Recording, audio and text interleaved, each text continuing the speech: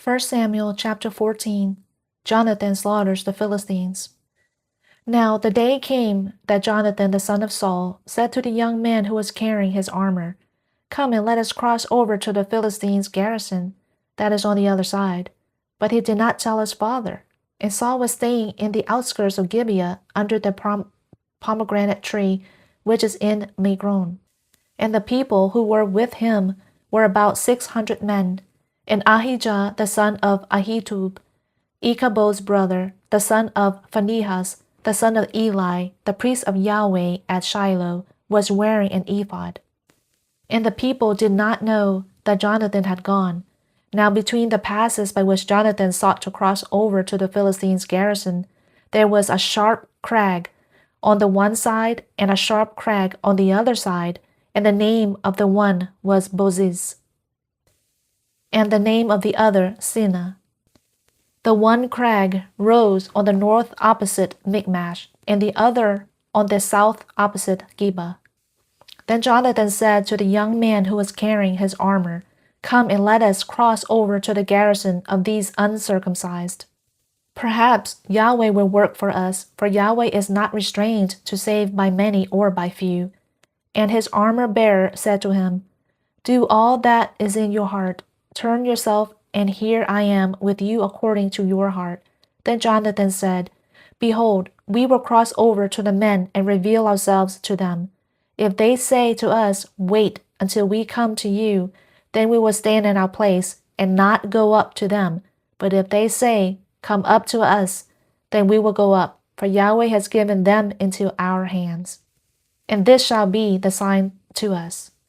So both of them revealed themselves to the garrison of the Philistines, and the Philistines said, "Behold, Hebrews are coming out of the holes where they have hidden themselves." So the men of the garrison hailed Jonathan and his armor-bearer and said, "Come up to us, and we will make you know something." And Jonathan said to his armor-bearer, "Come up after me, for Yahweh has given them into the hands of Israel." Then Jonathan climbed up on his hands and feet, and his armor-bearer behind him. And they fell before Jonathan, and his armor-bearer put some to death after him. And that first slaughter which Jonathan and his armor-bearer made was about 20 men within about half a furrow in an acre of land. And there was a trembling in the camp, in the field, and among all the people.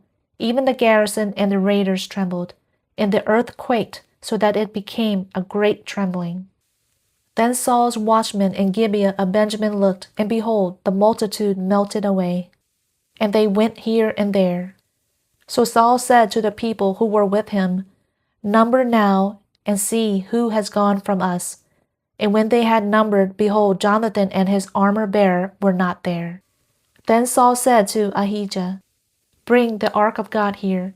For the ark of God was at that time with the sons of Israel.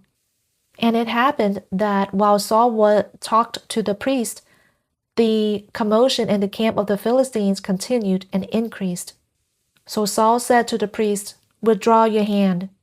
Then Saul and all the people who were with him rallied and came to the battle. And behold, every man's sword was against his fellow, and there was very great confusion. Now the Hebrews who were with the Philistines previously, who went up with them all around in the camp, even they also turned to be with the Israelites, who were with Saul and Jonathan. Now all the men of Israel who had hidden themselves in the hill country of Ephraim heard that the Philistines had fled, and they pursued them closely in the battle. So Yahweh saved Israel that day, and the battle spread beyond Bethaven. Saul's oath makes the people weary. Now the men of Israel were hard-pressed on that day, and Saul had put the people under oath, saying, "Cursed be the man who eats food before evening, and until I have avenged myself on my enemies." So none of the people tasted food. Now all the people of the land entered the forest, and there was honey on the ground. So the people entered the forest, and behold, there was a flow of honey, but no man put his hand to his mouth, for the people feared the sworn oath. But Jonathan had not heard when his father put the people under a sworn oath. Therefore he put out the end of the staff that was in his hand and dipped it in the honeycomb and put his hand to his mouth, and his eyes brightened. Then one of the people answered and said, Your father strictly put the people under a sworn oath, saying, Cursed be the man who eats food today.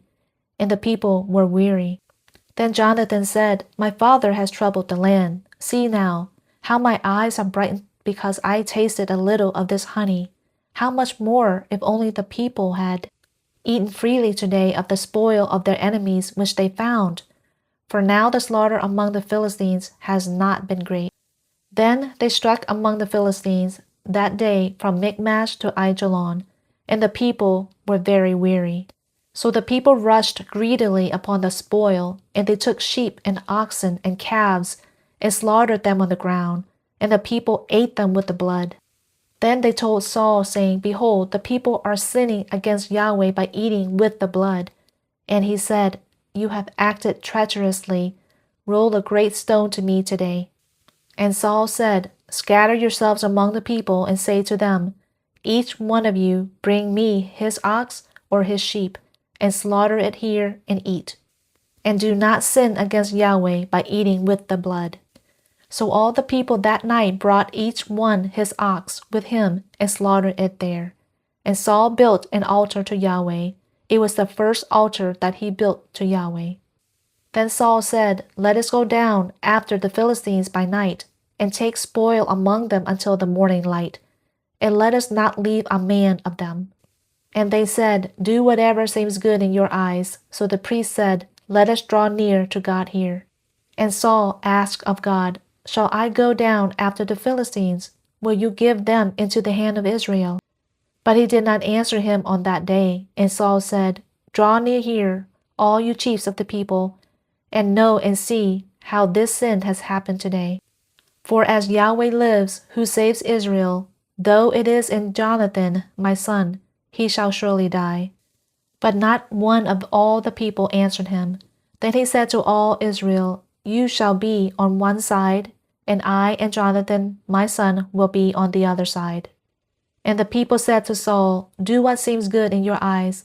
Therefore Saul said to Yahweh, the God of Israel, Give a perfect lot. And Jonathan and Saul were taken, but the people escaped. And Saul said, Cast lots between me and Jonathan my son. And Jonathan was taken. Then Saul said to Jonathan, Tell me what you have done. So Jonathan told him and said, I indeed tasted a little honey with the end of the staff that was in my hand. Here I am, I must die. And Saul said, May God do this to me and more also, for you shall surely die, Jonathan. But the people said to Saul, Must Jonathan die, who has brought about this great salvation in Israel? Far from it. As Yahweh lives, not one hair of his head shall fall to the ground, for he has worked with God this day. So the people redeemed Jonathan, and he did not die. Then Saul went up from pursuing the Philistines, and the Philistines went to their own place. Saul fights against his enemies. Now Saul had taken the kingdom over Israel, and he fought against all his enemies on every side, against Moab, the sons of Ammon, Edom, the kings of Zobah, and the Philistines. And wherever he turned, he inflicted punishment. And he acted valiantly, and struck down the Amalekites, and delivered Israel from the hands of those who plundered them. Now the sons of Saul were Jonathan and Ishvi and Malchishua, and the names of his 2 daughters were these, the name of the firstborn Merab, and the name of the younger Michal. And the name of Saul's wife was Ahinoam, the daughter of Ahimaaz. And the name of the commander of his army was Abner, the son of Ner, Saul's uncle. And Kish was the father of Saul, and Ner, the father of Abner, was the son of Abiel. Now the war against the Philistines was severe all the days of Saul, and Saul would see any mighty man or any man of valor and would gather him to his staff.